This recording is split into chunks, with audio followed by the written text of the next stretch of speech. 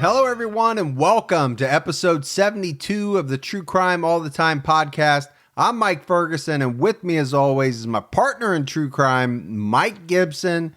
Gibby, what is going on? Hey, man, what's happening? A lot is happening in the studio, brother. It has, man. So, I had a little flood in my basement. Little. I used the word little. Yeah. But the studio is in the basement, so we are surrounded by basically everything that was in the basement. Yeah, it's up in my space. Gibby barely has room to even sit in his chair. I know it. But it's been a strange couple of days, man. Had a lot of people here cutting out drywall, and I have about 16 jet engines that are going at all times. Well, I know it, man. Trying to dry everything out. But it's working. You're on the back end of it now. No, it'll get there. And then we'll have to have some contractors come back in and redo it, but it's just a pain. In 2016, California wife and mother Sherry Papini disappeared for 22 days. When she was found, she told authorities a detailed account of being kidnapped and tortured. Years later, in a stunning twist, Papini pled guilty to making false statements about what happened to her, setting off a media firestorm. Now, for the first time, Sherry Papini is telling her side of the story and revealing shocking new information. Sherry Papini, Caught in a Lie, an ID documentary event, Monday, May 26th at 9 on ID. Set your DVR. All right, Gibbs, we got some Patreon. Okay. Want to talk about that? Yeah, let's do that. So we had new supporters in the form of Allison Lee. Thank you. Jen Mass. Leah. Just Leah. Like from Star Wars. Maybe she's a princess. Princess Leia? You don't know. Or is it Leia? Oh, it is actually Leia. Yeah. Maybe hers is Leia. Maybe it is. Maybe you said it wrong. It would not be the first time or the last. Yeah, that's true. Christina Sykes. Yeah, she's psyched up, man. Renee Poirier. Poirier. I don't know. One of those. Like pour.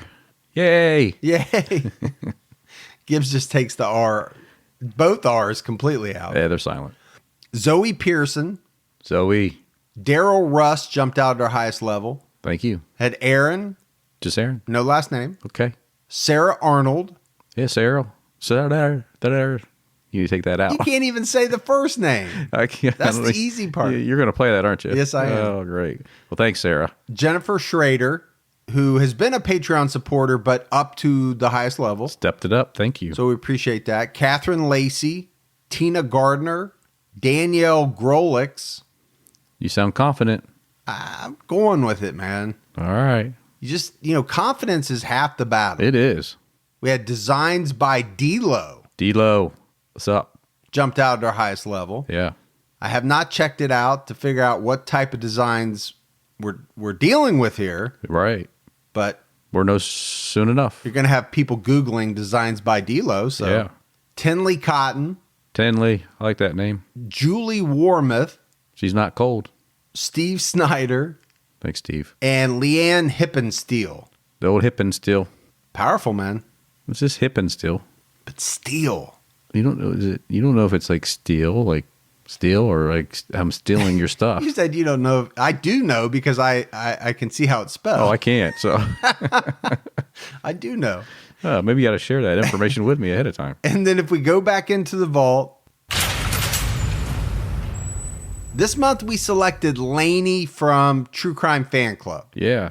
And Lainey started her podcast, I think right before ours. Yeah, around the same time. Yeah, because I remember back in the day, Lainey and I, and Gibbs, you too, we got a lot of information from her. And she was instrumental in kind of helping us get up and running.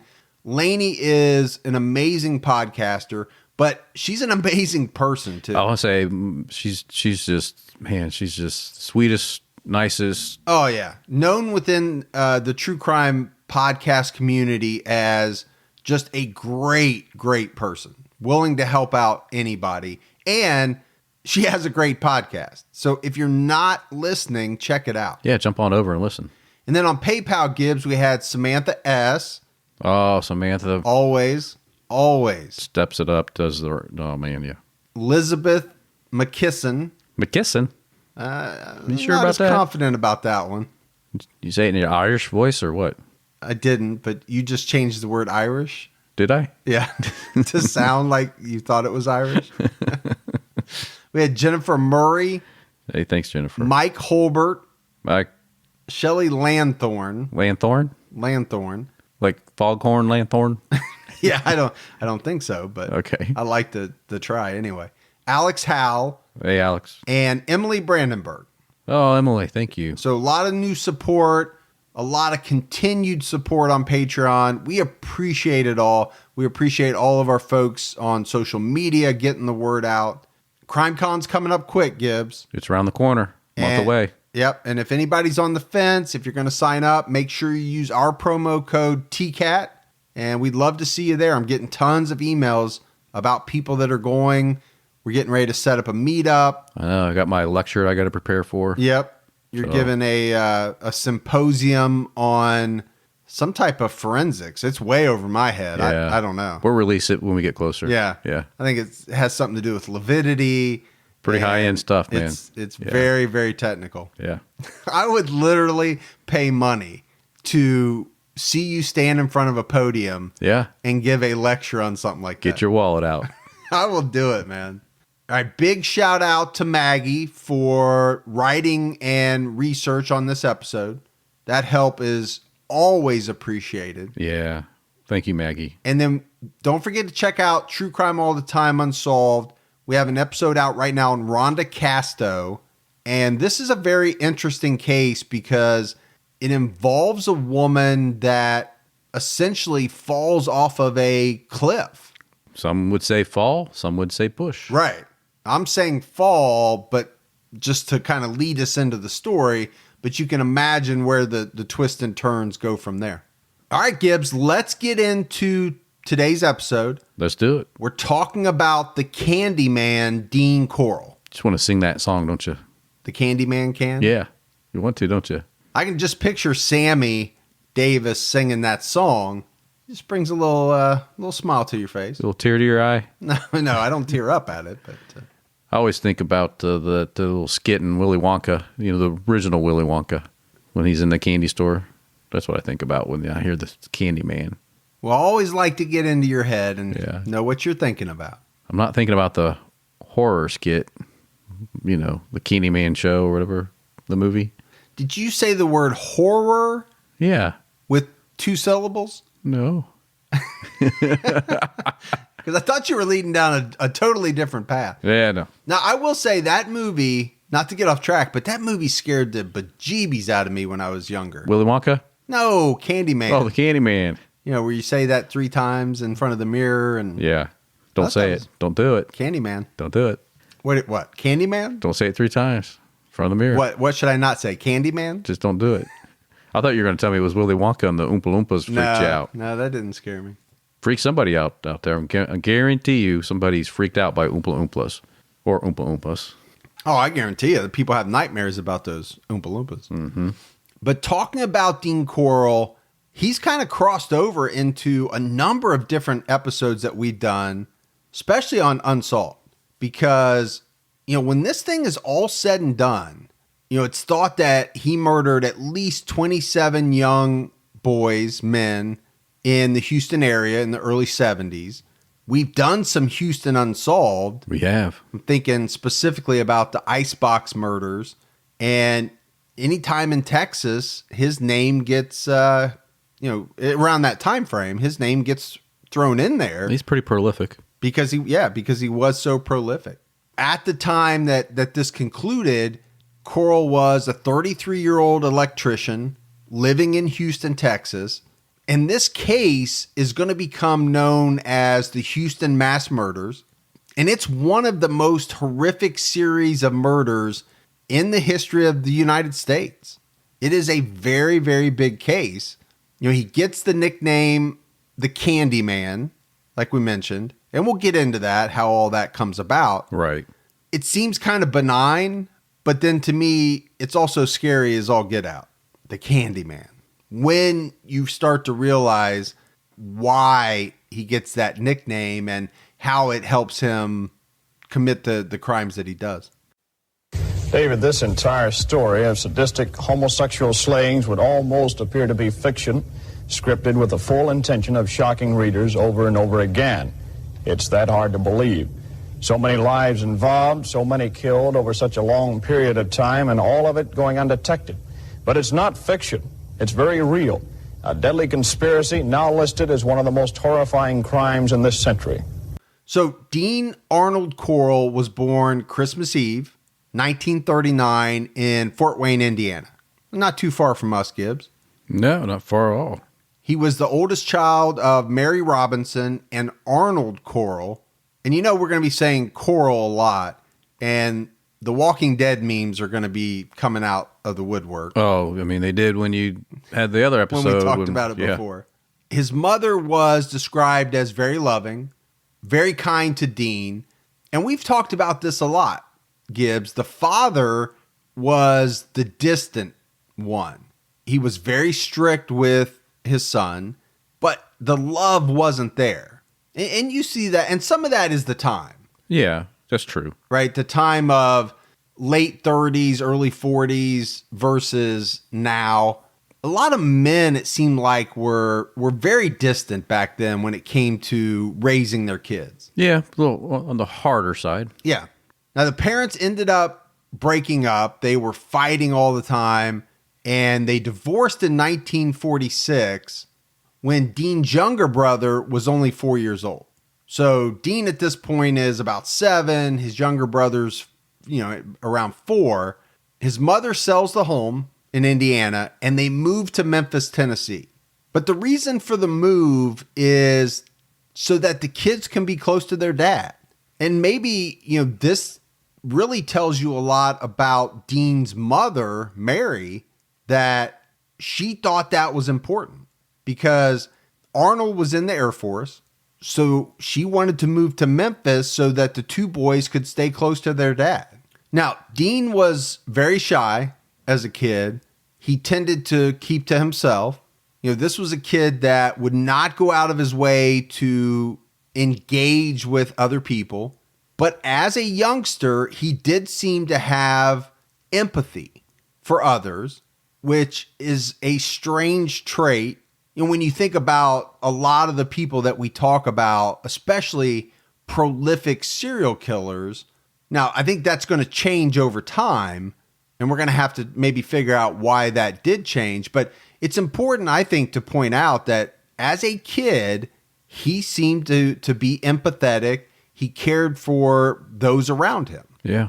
Now, at this age of 7, Dean contracted rheumatic fever, but it wasn't diagnosed and it wasn't treated for a very long time. So, as we're talking about why would things start to change in Dean's life, could this be part of it? Maybe.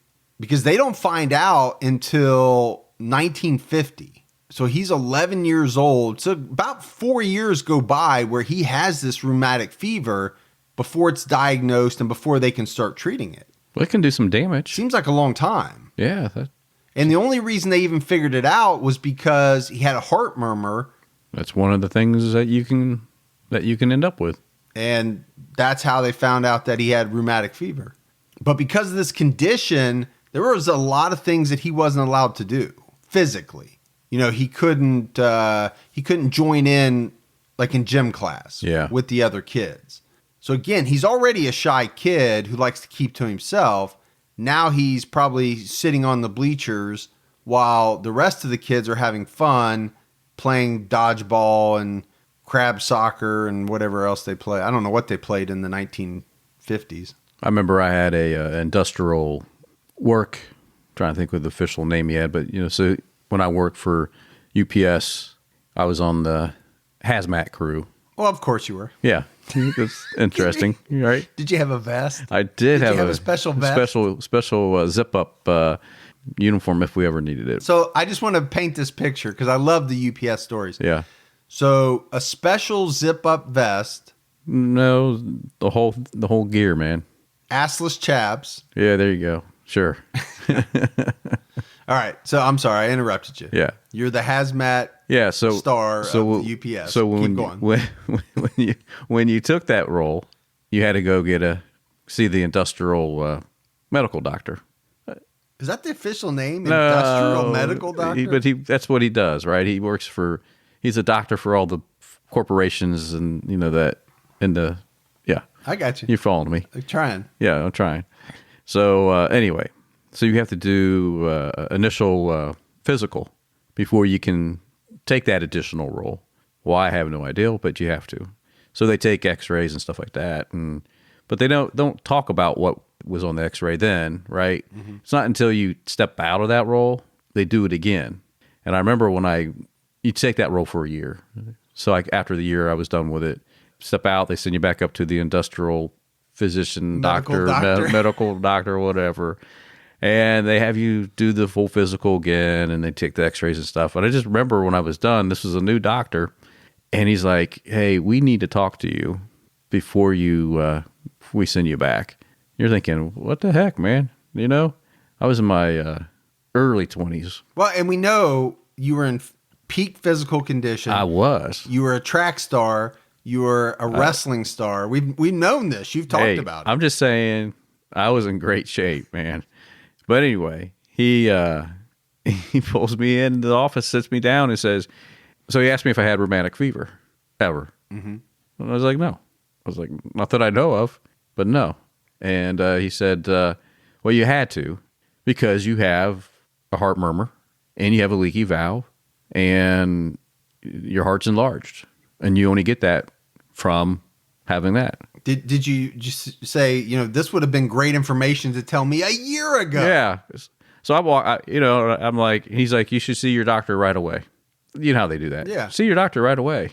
Can't tell you anymore. Like they do on the erectile dysfunction commercials? I don't know. I don't have that problem. See your doctor right away. But anyway, so I walked out thinking, what the heck, man?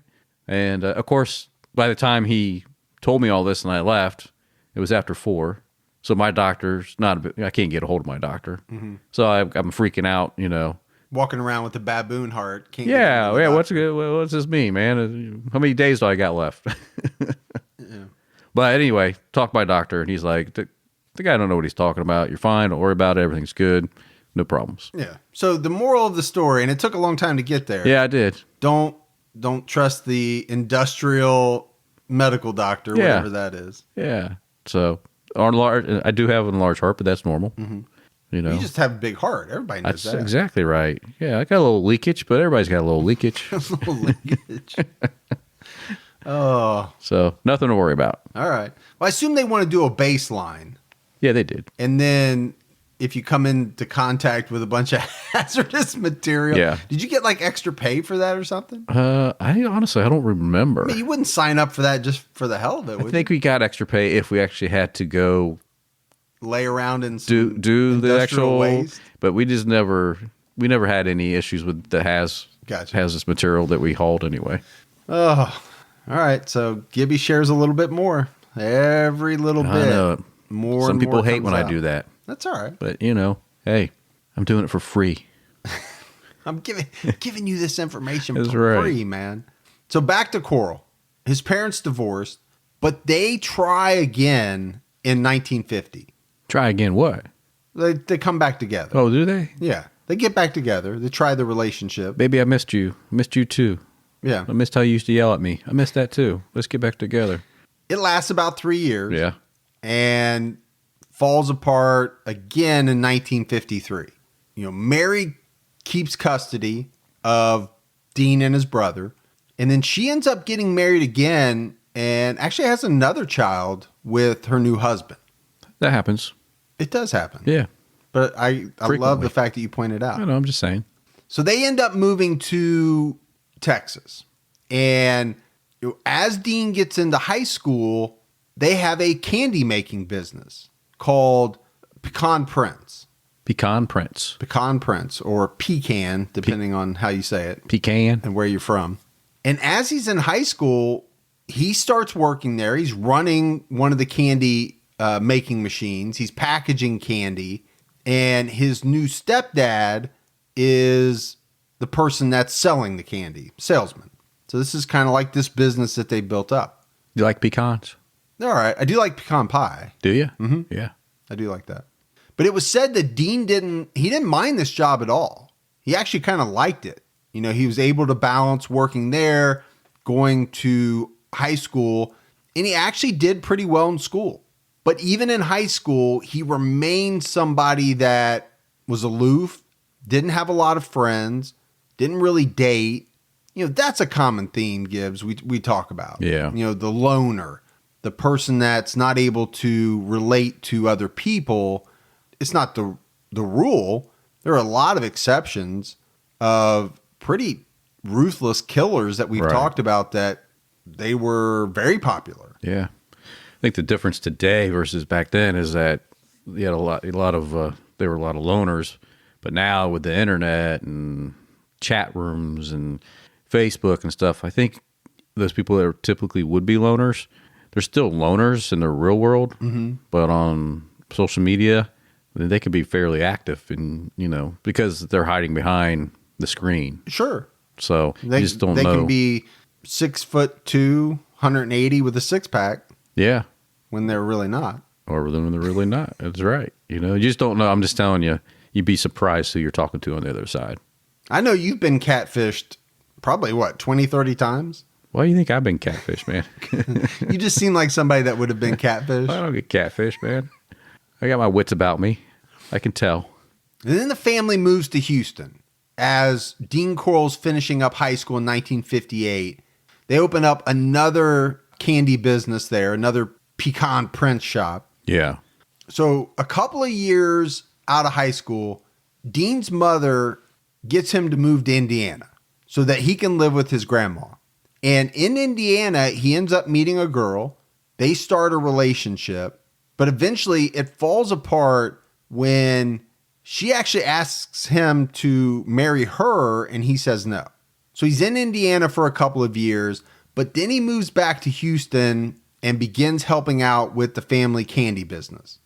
And it's not long after he moves back, it's in 1963, that his mother divorces this guy that had become his stepdad. And she makes the decision to open up her own candy business, which she called the Corll Candy Company. And she makes Dean the vice president. Why couldn't we had that, Gibbs? I know. Needed somebody in our lives that had a company and said, hey, you're 22 years old. Here, you're the vice president of marketing. Yeah, exactly.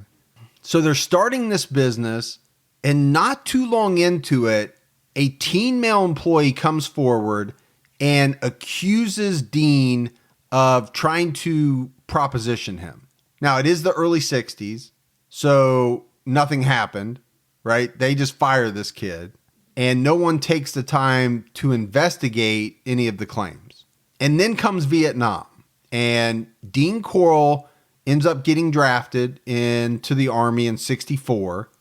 He was sent to Louisiana for his basic training, and then on to Georgia, and then eventually got his permanent assignment in Fort Hood, Texas. So he's back in Texas.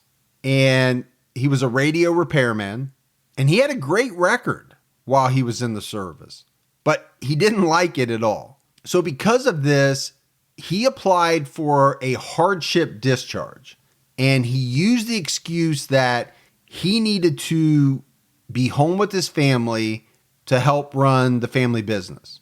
And they granted him this discharge. So he was only in for about 10 months, got out in 1965. All right, Gibbs, let's take a quick minute to talk about our sponsor, Hunt-A-Killer. Now, a lot of you out there have probably heard about the subscription box service called Hunt-A-Killer, and maybe some of you haven't. But what you need to know is that people are obsessed with Hunt-A-Killer. And our audience is made up of the type of people that would love this. Hunt-A-Killer sends a package to your home each month, and it's full of creepy correspondence from what they call their killer curator. So we're talking about a Hannibal Lecter type who has a mystery for you to solve. And each month you're going to get new clues, letters, articles, different types of tools, all adding to this ongoing murder mystery. And it's up to you to solve it, but you don't have to do it alone. There are thousands of other members all working together in Hunt-A-Killer's online community. This is the perfect thing for an armchair detective looking to put their detective skills to the test. You can join by logging on to huntakiller.com and applying applying for a membership. And this thing is growing so fast, they have to limit new members to 500 a week. So once you apply and you're approved, you'll receive a private link to subscribe. From that point, a package arrives on your doorstep each month. So to help support our show, Hunt a Killer is offering a 15% discount to our listeners, which is tracked to this message. Go to huntakiller.com/TCAT and use the code TCAT to get 15% off. Make sure you use the code TCAT for 15% off. True Crime All the Time is sponsored by BetterHelp. You know, folks, therapy can feel like a big investment, but let's think about the state of your mind. It's just as important as your physical health. Traditional in-person therapy can cost anywhere from $100 to $250 per session, which adds up really fast. But with BetterHelp Online Therapy, you can save, on average, up to 50% per session. With BetterHelp, you pay a flat fee for weekly sessions, saving you big on cost and time. And you get quality care at a price that makes sense and can help you with anything from anxiety to everyday stress. Your mental health is worth it, and now it's within reach. I've used the BetterHelp service for years. And I love the fact that, I can connect with a therapist in a comfortable spot in my home on my laptop. With over 30,000 therapists, BetterHelp is the world's largest online therapy platform, having served over 5 million people globally. Your well-being is worth it. Visit betterhelp.com/TCAT today to get 10% off your first month. That's BetterHelp, HELP.com/TCATT. Apparently, it was during this time in the Army that Dean Corll first realized that he was homosexual. So he gets out, he goes back to Houston, and he resumes this position as vice president of the Corll Candy Company. And you have to think about this dynamic because the guy that it was his stepdad, that his mother divorced, has his own candy business. It's basically the competition for Dean and his mom's business, their candy company. So apparently Dean was working a lot of crazy hours.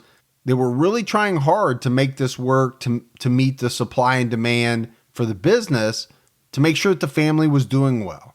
Now, later on in 65, they moved the company to a new location.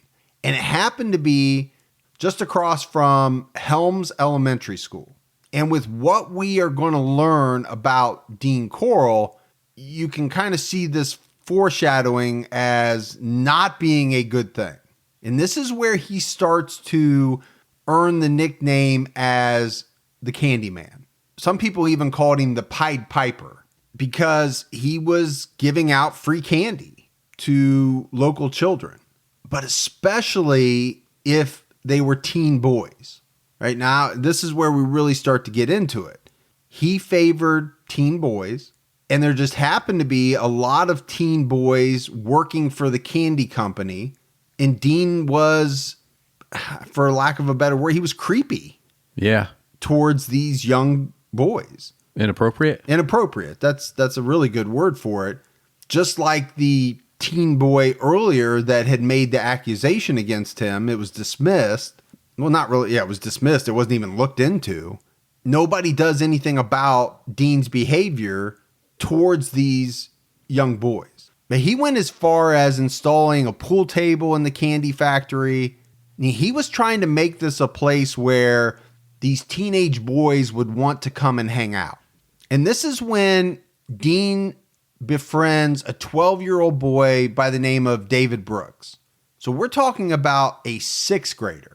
And David was one of the kids who would show up. He loved getting free candy. And Dean was more than happy to give out free candy all the time to keep these boys around. And it just kind of snowballed, right? The candy company became a place where, some of these boys worked, but a whole bunch of other boys just hung out. I mean, they were playing pool. It was almost like it was a hangout spot. And for somebody like Dean Corll, that's exactly what he was trying to do. He was trying to set this up, and he did. Perfect for him. I mean, he would take some of these boys on trips. He would take them to the beach. Today, you would look at that as, okay, why does an adult want to spend so much time with these, 12, 13, 14-year-old boys? probably something that's not right there. There should be red flags everywhere. And I think David Brooks especially, he started to view Dean Corll as almost like a surrogate dad. You know, Dean was handing out money. He was doing things for David. So David's probably like, hey, this guy's great. So Dean is setting up this relationship over time with David Brooks. But eventually it starts to get very twisted. You know, he urged David into a relationship that should never happen between an adult and a child. Simple as that. And it wasn't long before he started to sexually abuse David. And part of this involved him giving David money, gifts, all kinds of different things in exchange for this inappropriate relationship. And we talked about Dean being a father figure to David. You know, David came from a home where his parents were not together. So he was probably looking for this type of father figure. And if it would have happened differently, Gibbs, he probably may have found someone. You know, if you think of like a good organization like Big Brother, Big Sister. Yeah, good ones. He probably could have found somebody that was willing to give their time and be that type of surrogate father figure. Unfortunately, what he found was Dean Corll. And Dean saw what David was looking for, and he used that. And he took advantage of that situation. I mean, it got to the point where he was often staying with Dean Corll. You know, he looked at this place that Dean had set up as almost like a second home. Now, I'm not really sure what turned Dean Corll into a murderer, into a sexual assaulter. But by 1970, this is what he had turned into. You know, he would kill 27, 28 young men in a very short time frame. We're talking 1970 to 1973. And these boys/men, I'll use it interchangeably because the age range goes from 13 to 20 years old. So he's not all over the place, right? Dean Corll has a very specific type, and it is young boys and young men. Yeah. Can't get more specific than that. And all of these victims would come from the neighborhood that Dean lived in. This is a neighborhood called Houston Heights. It was at the time known as one of the poor neighborhoods of the city. And Dean Corll would have accomplices. And these were teens themselves. And he usually always had either one or two people helping him out. It was David Brooks that we talked about. And then another young man that we're going to get into whose name was Elmer Wayne Henley. And some of the victims were friends of Elmer and David. Others were teen boys that Dean would get to know before he decided that he was going to kill them. And Dean liked to get his victims into his car by telling them that there was a party. That was one ruse that he used. Another was that, you know, he would find a kid that was walking and say that he would give him a ride home or take him wherever he needed to go. And from there, he would pump these kids full of drugs and alcohol. Sometimes he would play a game with them that involved handcuffs that they thought was a game, right? Dean knew it wasn't a game, but whatever it was designed to get handcuffs on them. Or in some cases, he would just forcefully grab these kids and put handcuffs on them. Wow. He would end up taking off their clothes, tie them to his bed, or a torture board that he had hung up on a wall. And this torture board was used a lot. He would violate these victims sexually. He would beat them. He would torture them. And then eventually he would strangle them or shoot them with a .22. And sometimes this torture would last for days before they were actually killed. He put a lot of these bodies into plastic sheets and then buried them in a boat shed that he rented. Some were buried at the beach, some in the woods. but a lot in this rented boat shed. And sometimes Gibbs, he would make his victims either call or write to their parents to say they were okay ahead of time, knowing that he was going to kill them. Yeah, we've heard that one before too. We have. Yeah. But if you think about it, that's a tactic used to help throw off the parents, designed to make them worry less about, where their kids are, I guess.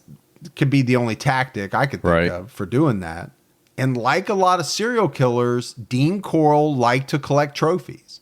And for him, it was usually the keys of his victims. So we talk about the number of victims, and it kind of varies. I think 26 are known for sure and have been identified. There's a 27th victim that is believed to have been that of Dean Corll. And naturally, authorities assume the number is probably way higher than what they've even been able to corroborate and or identify. But like we said, it started in 1970. He would take his first victim that year in September. And it was 18-year-old Jeffrey Conan. He was a college student at the University of Texas, hitchhiking, Gibbs. I mean, we can't get through a damn story without a victim starting out hitchhiking. Hitchhiking, bad news, man, bad news. So Conan is hitchhiking, but he never makes it where he's supposed to be. And the thought is that Dean Corll offered him a ride. Now, his body would not be found until 1973. And this is going to be the same for a lot of victims, because 1973, and we'll get into it later, but that's going to be when all of this 3-year period of torture and killing becomes known. And when they do find the body, they determine that Jeffrey Conan died of asphyxiation. He was manually strangled, and a gag had been placed in his mouth. He ended up being buried under a rock, covered with lime, wrapped in plastic, and was bound. And David Brooks would later say that it was right around the time that Jeffrey Conan was killed, he saw something very strange. He walked in on Dean Corll torturing some young boys on his torture board.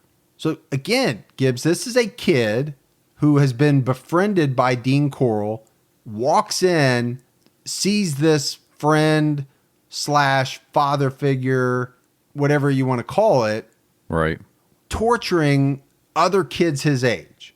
And Corll ends up telling David that if he doesn't say anything about what he saw, he would buy him a Corvette. A Corvette. Wow. Huh. As a kid in the 70s, who wouldn't want a Corvette? Well, I know, man. It's pretty cool. Now, I'm not saying that's... For the wrong reasons. Yeah, for the wrong reasons. I'm not saying that's a reason not to tell on this guy. But I also have a feeling that Dean Corll held a lot of power over David Brooks. Now, later on, Dean is going to let David in on the fact that not only did he torture those kids, but he killed them as well. And this is when he makes David Brooks an offer. He says that he will pay David $200 for any boy that he's able to bring to Dean Corll. I mean, how messed up is this? But David signs on for this. And he finds 2 young boys, James Glass and Danny Yates. He lures them away from a church event to Dean's apartment. And these boys end up tied to the board. They were raped. They were strangled. And ultimately, they were buried in the rented boat shed. Wow.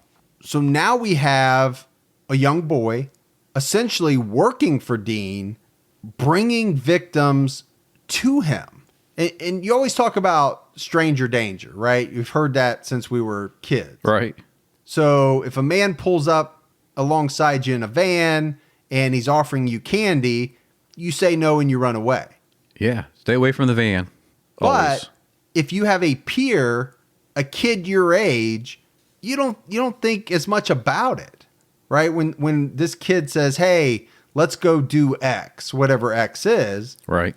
you would be much more trusting of a kid your age than you would be the scary guy in the van. Oh, absolutely. Yeah. And this is how Dean was able to lure so many victims to him, because he was using... Well, he's trustworthy to the other kids. Think back, Gibbs, when you were a kid. You saw somebody at the playground or at a pickup basketball game or whatever. I mean, you didn't think anything about that. No. You know, you want to go get ice cream? Let's go get ice cream. Yeah, if they said, come on, let's go over here, you would have said, okay. Yeah.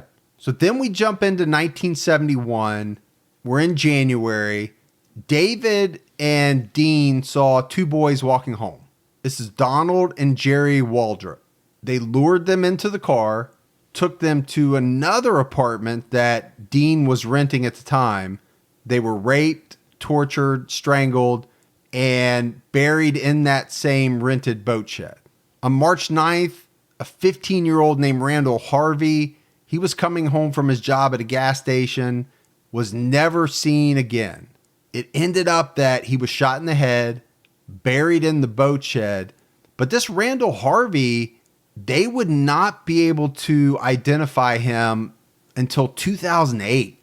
Wow, that's a long time, man. That's it's 37 years. This kid was missing. His family had no idea what had happened to him.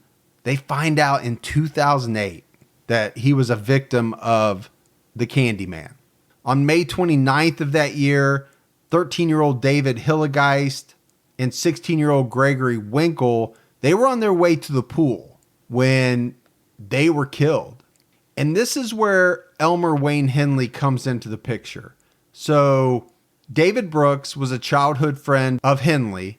There's a connection here because Gregory Winkle was the boyfriend of Randall Harvey's sister, who, and Randall Harvey went missing in March.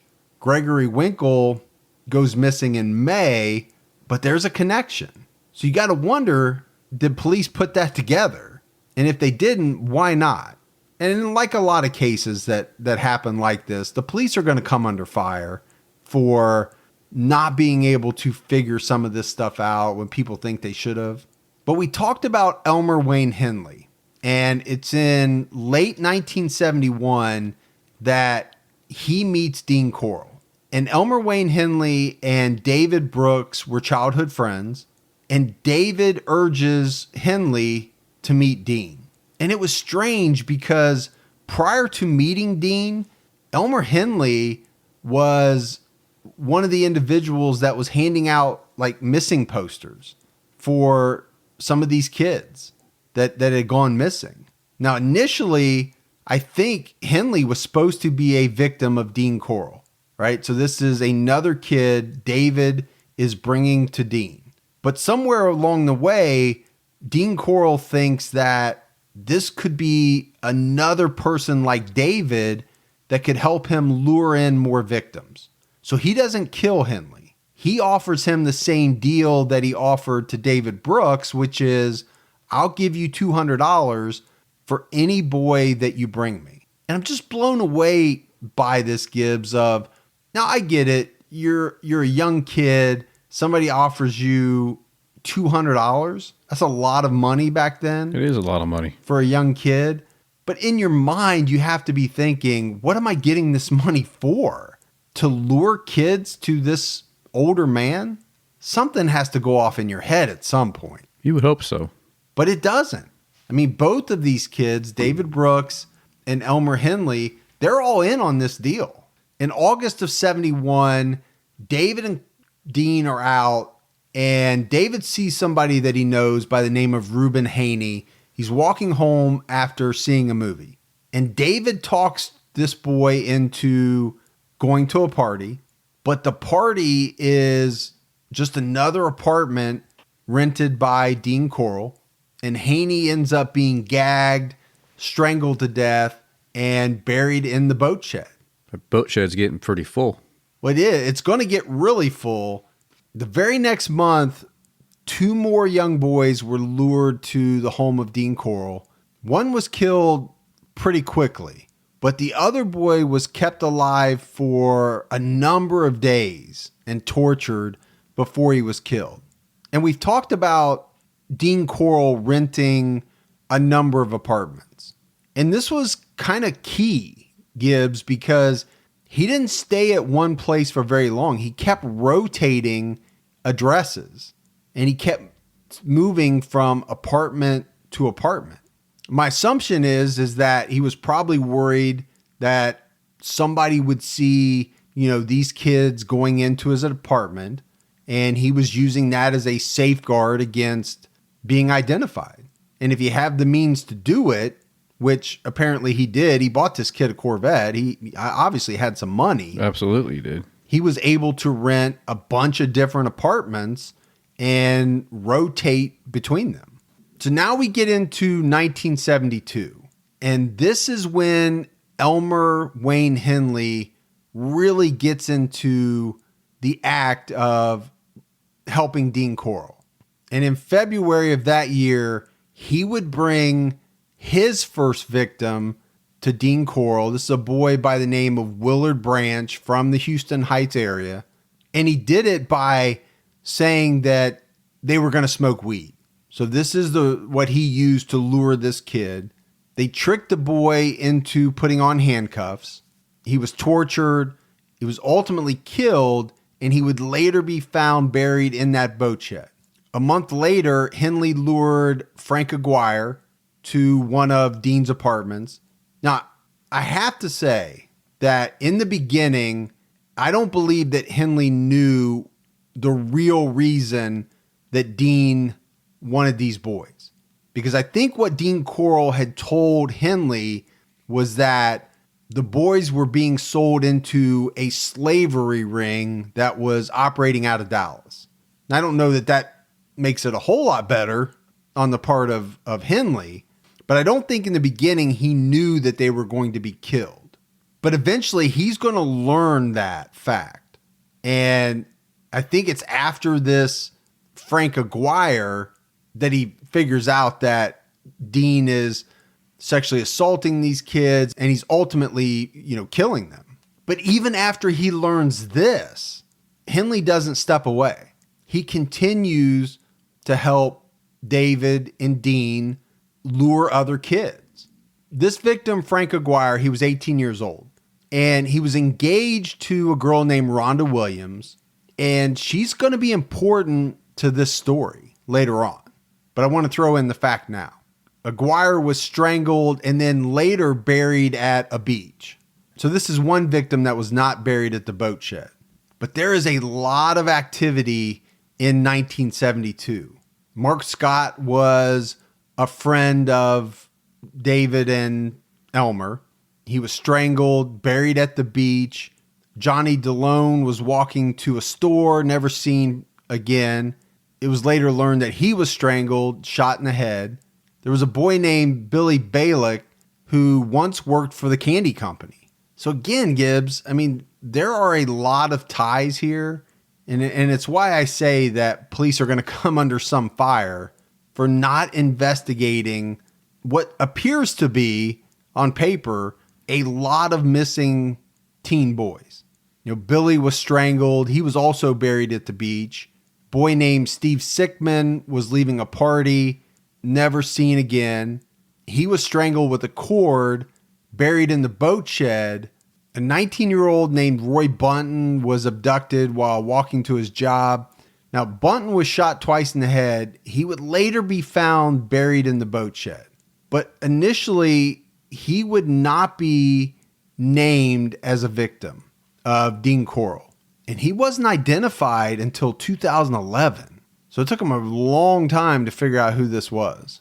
That's a shame, really. But so in October of 72, Elmer Henley and David Brooks are out, and they come across two kids, Wally Semino and Richard Hembry. And they spot these two kids. They're walking to Richard's house. They're able to get them into David's Corvette, and they take them to Dean's apartment. And at some point that evening, Wally is able to call his mother from Dean's apartment. But the call gets cut off very quickly. And apparently the only word that he was able to get out was mama before the call cut It's actually really sad. It really is. I mean, really sad. Imagine his mother on the other end, knowing that's her son yelling out for her. And the next day, somehow, Elmer Henley accidentally shot Hembry in the mouth. But both of these kids were strangled to death and buried in the boat shed. And the last victim in 1972 was Richard Kepner. He was 19 years old, and he was going to call his fiancée from a payphone. And that's the last anybody ever knew of his whereabouts. He was strangled and buried at a beach. And again, he was not identified until 1983. So all this is going to wrap up, Gibbs, in 73, and we'll get to that. Right. But it's amazing how many of the victims are not identified until so much later, man. Yeah, 10 years, 20 years, 30 years later, 40 years in one case. I mean, I guess the impressive part is that they actually are able to identify them later. Yeah, they don't stop working on it, but it's just sad for those families to, have to wait so long to finally know what happened to their child. Right. Even the smallest step forward can make a big difference in your financial future. When you open a Chime checking account, you're one step closer to a better financial future with no maintenance fees, fee-free overdraft up to $200, or getting paid up to 2 days early with direct deposit. Making progress has never been easier. I think we've all been in that position where we've had an overdraft. Well, with Chime, you can overdraft up to $200 with no fees. That's amazing. And they have over 50,000 fee-free ATMs. Make progress towards a better financial future with Chime. Open your account in 2 minutes at chime.com/TCAT. That's chime.com/TCATT. Chime feels like progress. Banking services and debit card provided by the Bancorp Bank N.A. or Stride Bank N.A., members FDIC. Spot me eligibility requirements and overdraft limits apply. Fees apply at out-of-network ATMs. MyPay eligibility requirements apply. Credit limits range from $20 to $500. $2 fee applies to get funds instantly. Crime checking account required. Go to chime.com/disclosures for details. My wife and I do a lot of shopping online, and we always use Rakuten. Rakuten is the smartest way to save money when you shop because you earn cash back at over 3,500 stores. We're talking fashion, beauty, electronics, home essentials, travel, dining, concert tickets, and more. Your favorite stores like Macy's, Nike, Sephora, Dyson, and Lowe's. And that's just to name a few. Pay Rakuten to send them shoppers. And Rakuten then passes on a part of that payment to its members as cashback. Cashback is deposited directly into your PayPal account, or Rakuten can send you a check. You can even maximize your savings by stacking cash back on top of other deals, like store sales and coupons. You're already shopping at your favorite stores. Why not save while you're doing it? It really is a no-brainer. Membership is free, and it's easy to sign up. Get the Rakuten app now and join the 17 million members who are already saving. Cashback rates change daily. See Rakuten.com for details. That's Rakuten. Your cash back really adds up. So wrapping up 72, we're talking about at least 10 teenagers murdered during that year. Half of them buried at a beach, half of them buried in the boat shed. That's a lot of kids from the same area to go missing during that time frame. It's just unbelievable, really. It really is. I mean, as a parent, I can't even imagine what they were feeling in that neighborhood. That part of the Houston area. Well, you would think everybody would be on edge. Yeah, it makes sense now. And we knew, but when we did the ice box, that was the biggest thing that ever happened to that town. In such a bad way, and they said it would be easily forgotten. Because of this. And you can see why it would be easily forgotten. It's just so much worse. So in January of 73, Corll moves again. He changes his address. And not long after moving into this new address, he killed 17-year-old Joseph Lyles. And Joseph Lyles was an acquaintance of both Elmer and David. He actually lived on the same street as David Brooks. Wow. He was kidnapped, he was tortured, and he ended up being buried at a beach. So Corll used a number of different beaches to bury bodies. And then just a couple of months later in March, Corll moves again.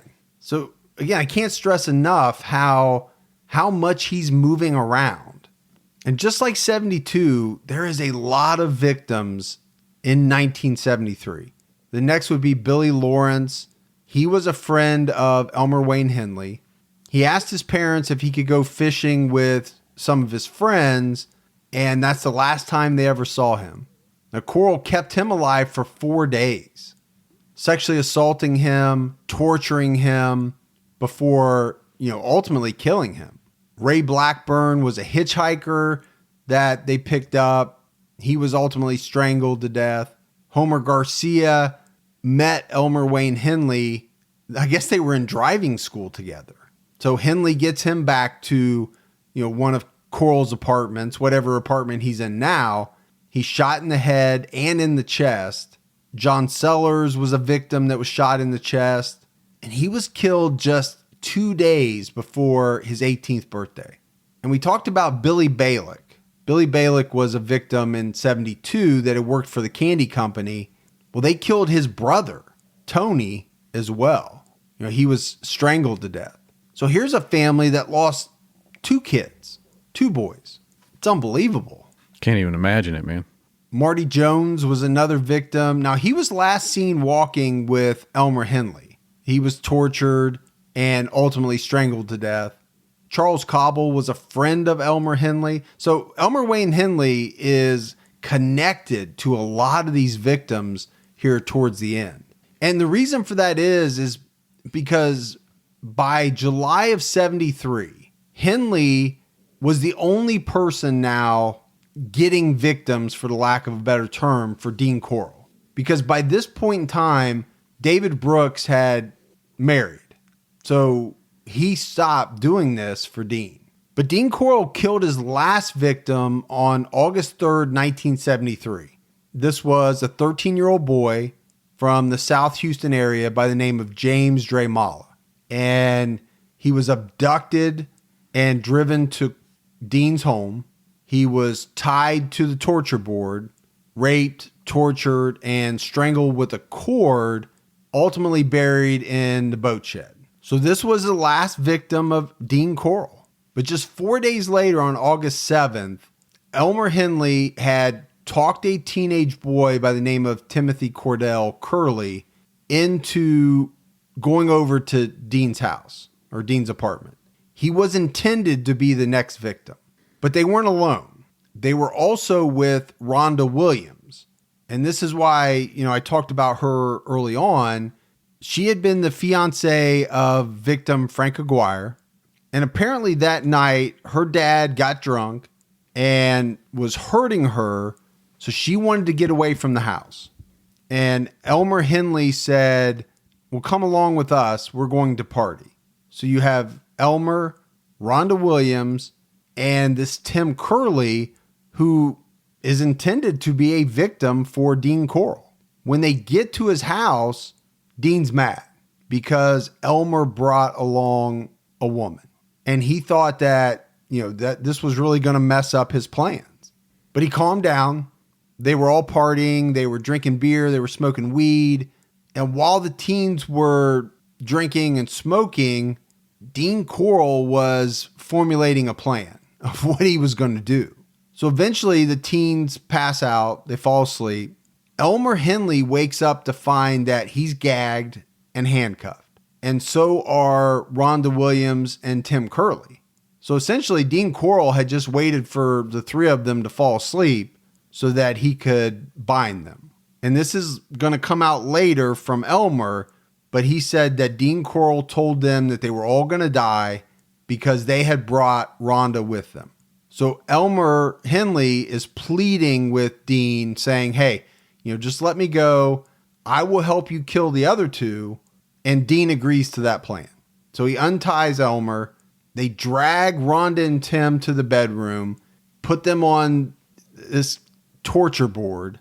Dean hands Henley a knife and he says to him, you're going to cut the clothes off of Rhonda. You're going to rape her. And then you're going to kill her. So he's telling Henley, this is what you have to do. all by yourself. Meanwhile, Dean is going to rape and kill Tim Curley. Now imagine this, Gibbs. These two victims are awake. Yeah. They're hearing all this. They know what's coming. They know what's going to happen to them. I mean, that's like that mental torture, you know? Psychological torture. Just sitting there, hearing how... It's kind of like, remember the toy box killer? Where he would tell them what he was going to do before he did it. He'd just play that tape over and over, and then he would tell them too when he was in person. I mean, it was just like... Just imagine the amount of fear. I mean, it's bad enough to, in the moment, know you're about ready to be killed. But ahead of time, to hear all the different things that are going to happen to you, that would be so scary. And at the time, they're in the same room, all of them. But Elmer asks Dean if he can take Rhonda into another room. And all of this ends up escalating into Elmer Wayne Henley getting Dean Corll's gun, pointing it at him, and saying, "This is too much for me." And Dean doesn't think he's serious. He says, "Go ahead, shoot me. I know there's no way you can kill me." At that point, he thinks he's got the upper hand. But Elmer shoots him in the forehead, but the bullet doesn't penetrate his skull. So Elmer shoots him a couple more times, but Corll's still up, and he's trying to run away, and Henley shoots him 3 times in the back and finally kills him. So you have 3 teens that at this point are freaking out, and they're trying to figure out what they should do. Now, 2 of these teens were intended victims. The other teen, Elmer Henley, has been a full participant in a lot of what has gone on. So you can imagine the 2 want Elmer to call the police, but he has to have some reservations about that because what's going to happen to him when all of this comes out? But he eventually does. He calls the police. I woke up and he was clamping handcuffs on me. I was laying on my stomach. The other 2 were on their stomach and they were handcuffed and their feet were tied. I can't remember whether he tied my feet afterwards or they were tied when I woke up. I'd torture him if he'd let me go. Was he gonna, would he want you to kill them then? To begin with, he wanted to kill me. He was mad because I brought the chick over there. The chick wanted to run away from home and I was gonna travel with Dean. I thought it was safe. I didn't know no better. So that's Elmer Wayne Henley being interviewed not long after, right? All of this, the police come, there's reporters, he's giving an interview. And in there, Gibbs, he said, at the end, he says, I thought it was safe. Yeah. I didn't know any better. Just didn't know. But again, at this point, he's not admitting to his role, his big role in all of this. So you have to imagine police getting inside of this home. They discover a bedroom that looked like it was designed for torture, right? We've talked about the torture boards and all of that. So this board apparently had handcuffs attached. There were ropes. There was a large dildo somehow attached to it, I think. And there was plastic covering the carpet. So this was a room that was designed, set up for nothing else. Yeah, that was it. Also in the room, they found this big wooden crate with what appeared to be air holes cut into it, almost like where you would keep somebody confined. So Henley tells his story to the cops of what went down, and the items in the room kind of corroborated his story. But at some point, they become very skeptical of Elmer Wayne Henley. And I don't think it took a whole lot of questioning before he admitted to serving as, Dean's assistant in getting these kids for him to rape and murder. These just some boys that he picked up, or I helped him get, rather. And he raped them, ended up killing them, brought them down here and buried them. What part did you play in that? I helped him pick them. What part did you play in any of the killing, or did you? No comment. Wayne, this has been going on for some time, hasn't it? A year ago last winter. That's when you got into it. Yes. Now, you know, or you think you know, that maybe he was involved in this more than a year ago, right? I know. In what way do you know? I was told. By him? By him. By David Brooks. Now, David Brooks is another person who has been named. Now, what role did he play in all of this? Same as mine. So that's a later interview that he does with reporters after he's already admitted to his role. But for me, Gibbs, what I got from it was just the tone of his. I mean, it was almost like he was resigned to the fact of, you know, number one, he's caught. Right. But number two, he talked about it as if it, I don't know, to me didn't seem like that big a deal. No. I didn't hear a lot of remorse. None. I mean, I think it kind of reminds me of the boy that was talking on the interview 2 weeks ago. Gertrude. Yeah. One of the Hobbs kid. Yeah. That did some of the bad stuff. Yeah. It was just kind of, nonchalant, Yeah, we got caught, But I did this and this and this. Yeah. I guess it's kind of a shame now that I think about it, but, At the time, it seemed like a good idea. Yeah. I don't get it. So over the next few days, Henley kind of spills everything about his part in what Dean Corll had going on. And he would lead police to where many of the victims were buried. And the first location that he took them to was that boat shed that Dean Corll rented in Southwest Houston. For most of Wednesday night, lawmen continued to unearth bodies. All supposedly young boys, early to mid-teens, all had their hands tied, the bodies wrapped in plastic. Lime had been poured over the victims to help decompose the bodies. It did a more than adequate job. Bits and pieces of skeletons were removed time and time again. In some cases, flesh clung to bones like jelly. The stench inside that shed was almost overpowering. Those with weak stomachs stayed out. Just before closing down the digging operations for that night, a lieutenant in the Houston Homicide Division talked about the victims, and he talked about the killers. How would you classify this series of crimes? Just like I said a while ago, a hell of a sadistic type of a clown that'd pull something like this. And you think most of these victims are young boys? I'm pretty reasonably sure they are. The reports that we have, missing persons, are all a bunch of kids, 13, 14, 15 years old. The death site and the grave site itself appears tragic enough, but do you think many of them went under any torture? Well, when you're fooling with a nut like this, that's a pervert, you can expect most anything. You got to like the good old boy lawman. He doesn't mince words. He just said it. Yeah, he did. When you're dealing with a perverted nut like this, you can expect just about anything. Yeah, right on point, man. So in the boat shed, they recovered the remains of 17 boys that Dean Corll had murdered. 10 more bodies were found at other burial sites, beaches, some in the woods. So altogether, they recovered like 27 bodies. It blows me away, man. In such in just a couple of years, that is a lot of boys to go missing. Especially in a very defined geographical location. Yeah. I mean, we're not talking about Tommy Lynn Sells who hopped the rail car train system and crisscrossed the country. I mean, we're talking about this little area of Houston.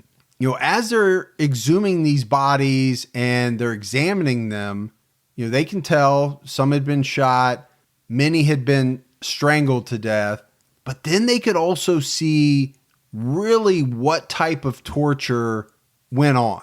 We're talking about some of these boys were castrated. That's absolutely terrible, man. Some had objects inserted into their rectums. Yeah. Some had glass rods pushed into their urethras. Wow. I mean, you talk about torture. Yeah. Now, I've heard of that before where a glass rod is inserted and then you break the glass rod while it's inside there. That's not, man. Yeah. I mean, that'll make you wince just thinking about it. But all of the victims were sodomized. And again, I didn't want to just repeat the same thing Sure. as we talked about every victim, I just figured I would sum it up towards the end. But just to give you a sense of what each and every one of these victims went through, it was extreme torture. It was extreme sexual assault. These were vicious, vicious crimes. And then on top of that, they were all murdered. But what they went through before the murders was horrific. Monster, man. Now, I got one more clip of Henley that I gotta play. Most unusual in that the defendant in the case, Henley, was the person who actually called the police. And he was the reason he called the police is that he had just shot Dean Corll. Corll, 40-year-old, roughly, I forget the age, but a much older man. And I believe Henley must have gotten scared or saw the handwriting on the wall that he would have been a victim himself. And the circumstances were such that he shot Corll and called the police. Mama. Who's this? It's Wayne. Yes, this is Mama, baby. Mama? I killed Dean. Oh, God. Where are you? I'm at his warehouse. I'm with the police, Mama. So the reason I like that clip, Gibbs, is I think that gentleman is right. I think Wayne Henley knew at the end that he was about ready to be a victim. Because if you go back to the beginning of his involvement, I think he was designed to be a victim from the very start. Yeah. I think he was selected by David Brooks to be one of Dean Corll's victims. And for whatever reason, Dean saw something in Wayne, Elmer, whatever you want to call him, where he thought that this is a person that would do my bidding for me. And it turned out that was correct. Yeah, he was able to judge that one out. But in the end, it was just a matter of time to where Dean Corll would get to the point where if he didn't like anything that Wayne Henley was doing or thought he was heading down a different path, yeah, he would easily have gotten rid of them, yeah, tortured him, sodomized him, and killed him. Absolutely. And I think Henley thought he was at that point. He was probably right. But then you hear him call his mom, and I just thought that was a very interesting phone call to be able to hear him call his mom and say, "I've shot Dean." Right. I did it, Mama. And this is a strange case in the fact that the main perpetrator is killed. So there's not going to be any trial for Dean Corll. What you have left is David Brooks and Wayne Henley to go on trial for their roles. And they do. And it's a very, highly publicized trial. David Brooks ends up being found guilty of one murder, and he gets a sentence of life in prison. Henley was convicted of 6 murders, and he got 6 99-year terms. Okay. The one he wasn't convicted of was killing Dean Corll. Yeah. Because I think they viewed that as self-defense. And it most likely, I think it was. I think so too. So he wasn't convicted of that. But I want to go back to Rhonda Williams, fiance of one of the victims, was taken to the Dean's home that night by Henley. She stayed in contact with Henley throughout the years. Talks to him on the phone. I think they write to each other. It was just a tidbit that I kind of found fascinating. It is fascinating. That she has stayed in contact with him. Not on the one hand, I think he may have saved her life. I don't even know May. I think he did save her life. Oh, absolutely he did. So I think she probably feels a bond with him over that. Now, how you reconcile that versus all the bad things he did, that's for, each person to decide. But most likely, I think hers comes out of this bond that like he was her savior. That right. night. Yeah. But there was a lot of outcry against the police, like we talked about. The Houston Police Department, a lot of people felt like they failed because there were all types of missing persons reports filed by parents of these missing boys that ultimately ended up being victims of Dean Corll. Yeah. And it was thought that the Houston police viewed most of these as runaways. But again, I don't want to harp on it, but I go back to the fact that the majority of the boys came from the same area, same neighborhood. It just seems like it's way too much to overlook as a coincidence. And the fact that most of them were in the same, a similar age range, teens. And then the other thing that we touched on one of them, but there was 2 sets of brothers that were killed. I mentioned the second. I mentioned both of them, but I didn't harp on the fact that the first set were brothers, but they were. Right. So 2 families lost 2 sets of kids to Dean Corll. One's a nightmare, man. 2. Wow. But then so look at that, right? So are the police thinking that these brothers, 2 sets of brothers, ran off? I mean, you see that. I mean, it's plausible, but add that up with the 20 some other kids that are just in the last couple of years somehow missing from the neighborhood. Right. Well, I can definitely see the issue that the community has with all that.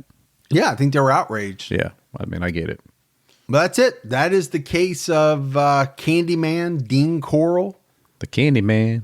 And it's such a strange case because it's not a serial killer just acting on his own. No. Which is what you find most of the time. It's the recruitment, man. Yeah. He was able to get 2 teens to do his bidding.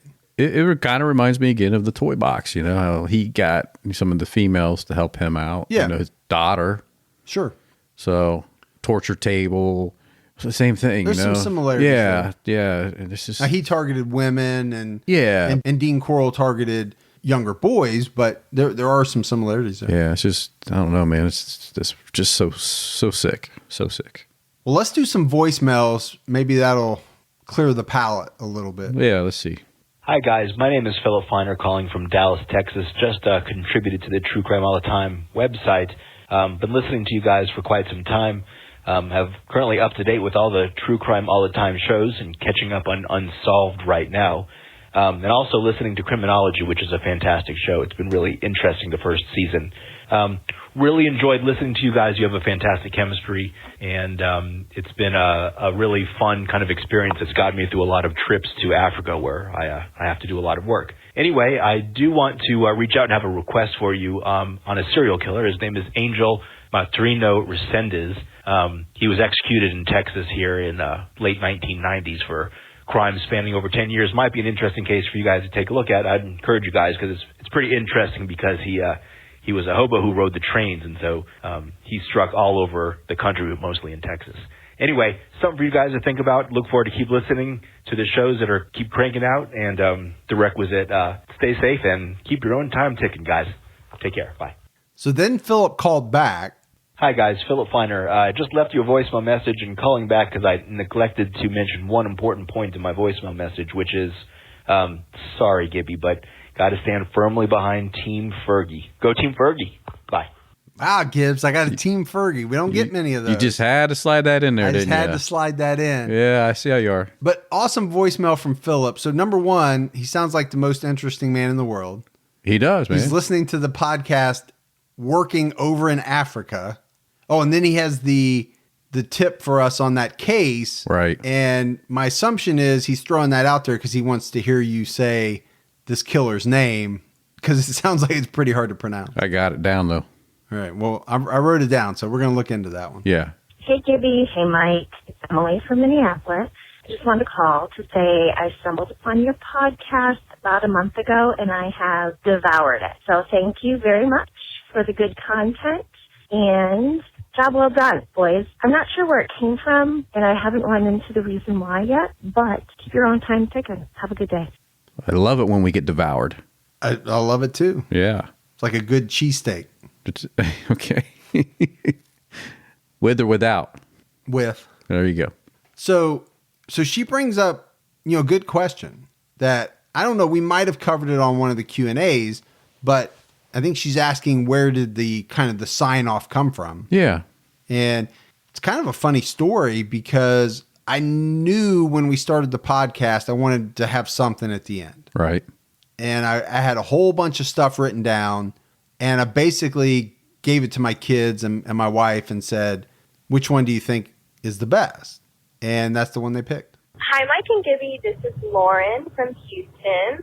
I hope y'all are doing well. Sorry if it's a little noisy. I'm driving to Austin right now.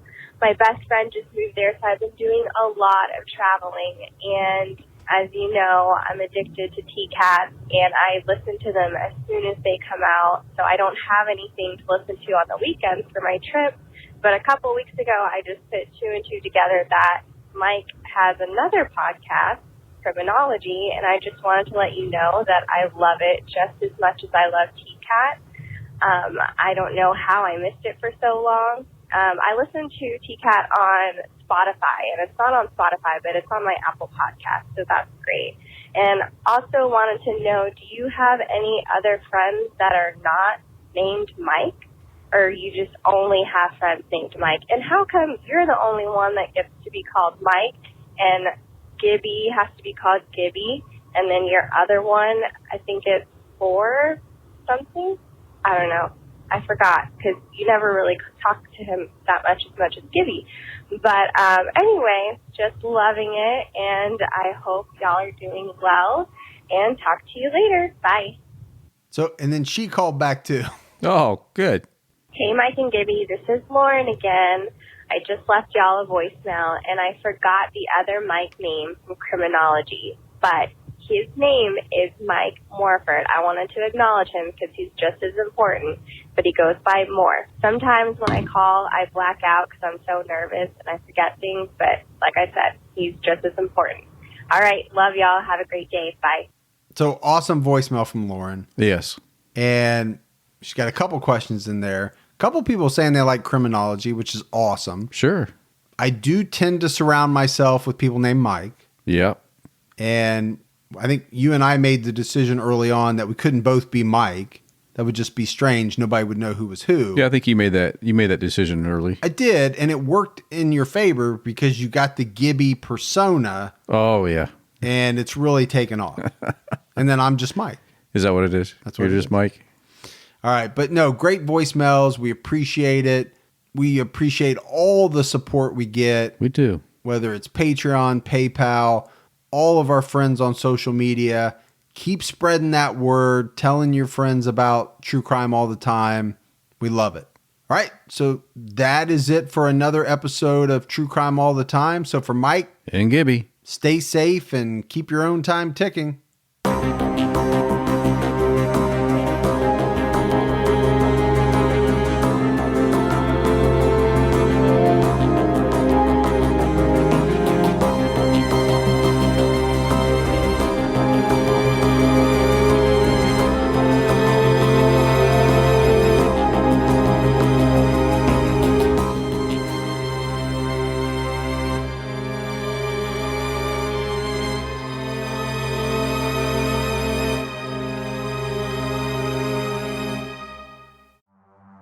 In the early hours of December 4th, 2024, CEO Brian Thompson stepped out onto the streets of Midtown Manhattan.